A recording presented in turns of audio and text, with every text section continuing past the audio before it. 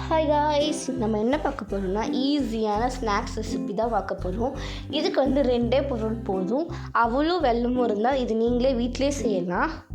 வாங்க இது எப்படி வந்து செய்யறதுன்னு பார்க்கலாம். ஃபஸ்ட்டு வந்து ஒரு பாத்திரத்தில் வந்து 100 கிராம் அளவு வெல்லம் வந்து சேர்த்துக்கலாம்.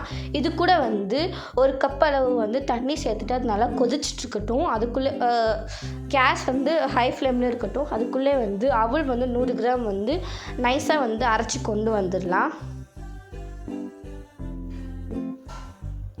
இது மாதிரி நைஸாக அரைச்சிட்டு ஒரு பாத்திரத்தில் சேர்த்துட்டு இது கூட வந்து வாசனைக்காக வந்து 5-6 ஏலக்காயை வந்து நல்லா வந்து இடித்து அதுக்குள்ளே சேர்த்துக்கலாம். இது ஆப்ஷன் தான். உங்ககிட்ட ஏலக்காய் இருந்தால் சேர்த்துக்கலாம், இல்லைன்னா வந்து விட்டுடலாம். நல்லா வந்து பொடிசாக இடிச்சிட்டு அதுக்குள்ளே சேர்த்துட்டு இப்போது தண்ணி தெளித்து வந்து நல்லா வந்து பிசைஞ்சு எடுத்துக்கலாம். இந்த மாதிரி தெளித்து ரவுண்ட் பிடிக்கிற அளவுக்கு வந்து கன்சிஸ்டன்சி இருந்தால் கரெக்டாக இருக்கும்.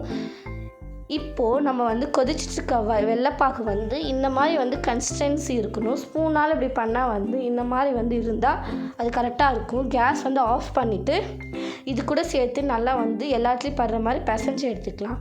உங்களுக்கு ஸ்வீட்னஸ் அதிகமாக வேணும்னா இன்னும் கூட வெல்லம் வந்து சேர்த்துக்கலாம். நல்லா வந்து உருண்டை பிடிக்கிற அளவுக்கு நல்லா பிசைஞ்சு உங்களுக்கு என்ன மாதிரி ஷேப் வேணுமோ அந்த மாதிரி வந்து பிசைஞ்சு எடுத்துக்கலாம்.